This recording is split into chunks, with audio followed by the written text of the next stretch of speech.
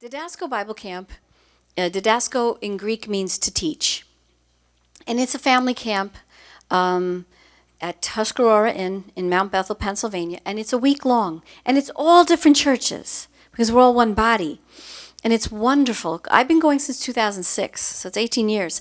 And it's a family reunion.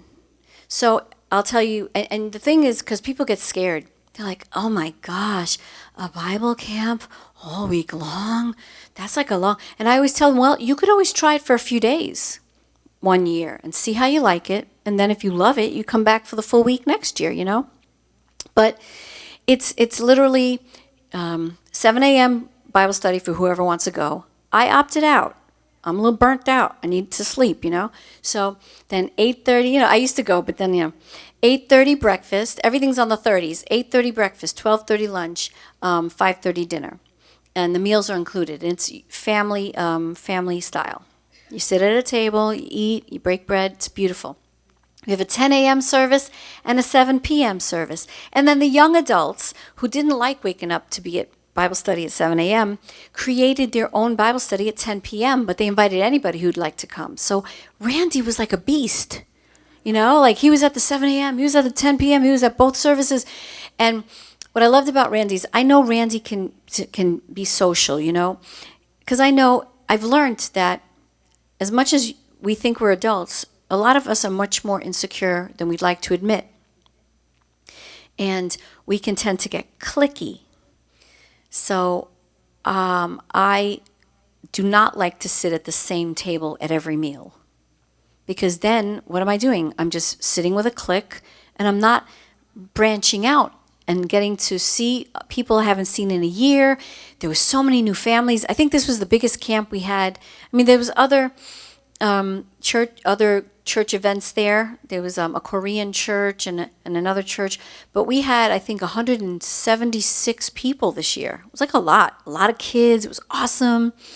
I meet these wonderful people. And, I told Randy, I said, Randy, because I knew he'd take the bait, And I said, Randy, I'm circulating. Like, I'll have breakfast with the New Covenant table, but then for lunch and dinner, I want to circulate. I want to, and what I do is, you got to get out of your comfort zone. You got to stop being so shy. Because, sometimes I told Randy, you got to just, and I tell my daughter Victoria too, you got to break through. Just break through the insecurity that everyone has, but nobody wants to admit.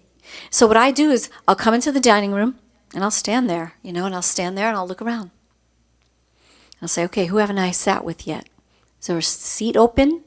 And then I just walk right up to the table and go, is the seat taken? And they usually say no, sit down. And then I catch up or I get to know.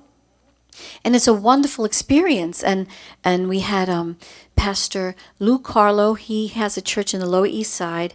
I love him. He's awesome. He preaches barefoot. I love that. Okay, because this is camp. This is very casual.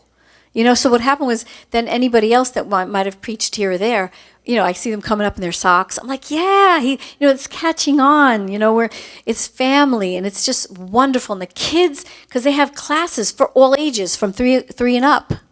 So all the kids are going to their different classes. And then on, I think it's Friday night, they perform for us. They also learn from Colossians, but then they perform.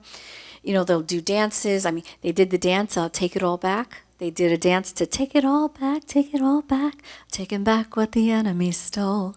And it was so good, and we're screaming, and it was so funny because Seraphin, who I don't know if you remember, he ministered here in October.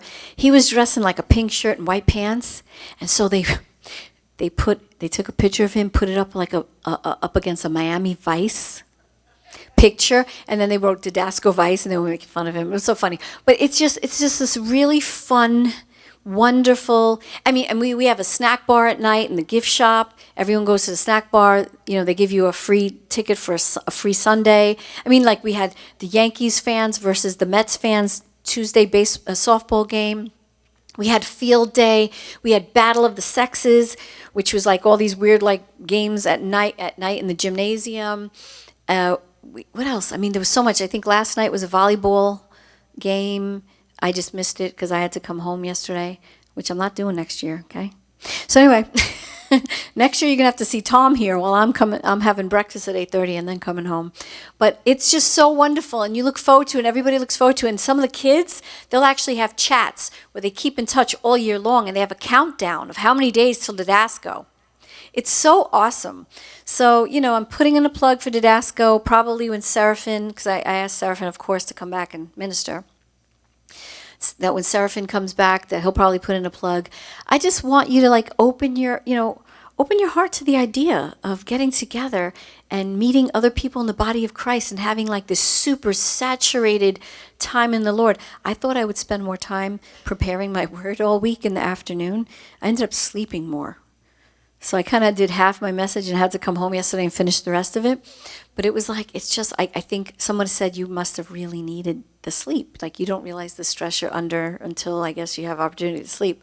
But I had a cabin facing the river, and Randy's really smart. He jumped on it too. I said, "Oh yeah, Randy, I'm asking for it's a cottage. They've got all kinds of accommodations, different levels.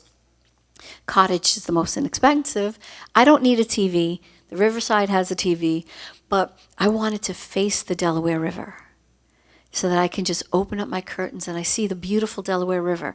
And we had a baptism. We have baptisms. I think we had a baptism yesterday. Yeah. I mean, it was so cute. I mean, first we take a giant group picture, then we all run down to the river, and there was like 5 or 6 kids that got baptized yesterday. And there's this one kid, Alfonso. I just fell in love with him. This 12-year-old. He's the sweetest thing. Kept on hugging me, and he was looking to me. And I was like, I will be there. I will not leave until you get baptized. So I'm the only one who climbed up this thing, and I'm up high while everyone's down there low watching the baptism. And I think I could tell he was kind of looking around like, and then at the end when he came out, he looked up and he saw me and he was like, okay, like she's here. She came. She kept her promise.